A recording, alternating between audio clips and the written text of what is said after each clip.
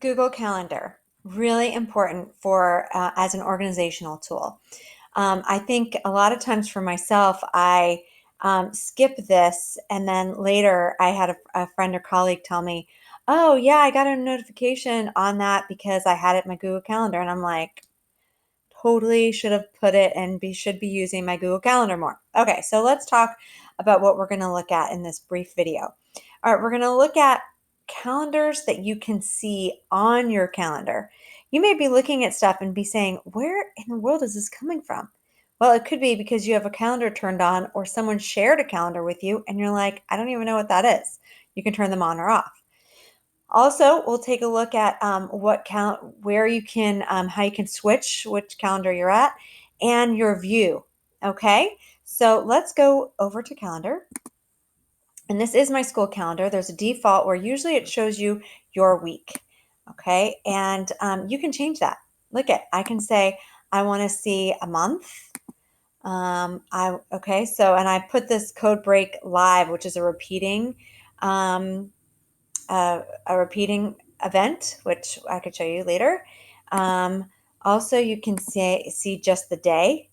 You can see what your, you can look at the year. If you're like, I need to look at like what day in, what our end of the school year or something like that. Okay.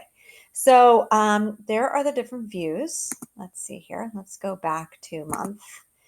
Okay, so let's talk about creating calendars. Okay, so if you have a calendar that you'd like to create, like let's say for your, I would say for a club, you can create a calendar. Or if you, for your team, you can create a calendar. A lot of team leaders create calendars. This is where they do it. Hit create, and then you give it a name, and you can invite people to it. So I'm going to put team.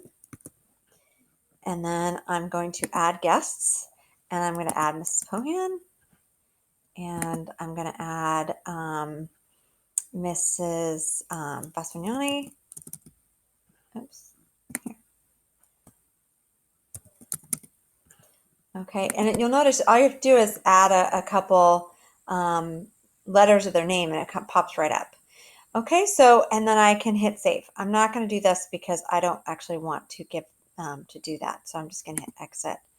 And I'm going to discard. I don't want to do that. So, but that's how you create a calendar. Okay. Also, one thing I want you to take note of is you have when you create a Google Classroom, it creates a calendar for you. Okay. So you may see like when you add due dates, your due dates are going to come up on here. Okay.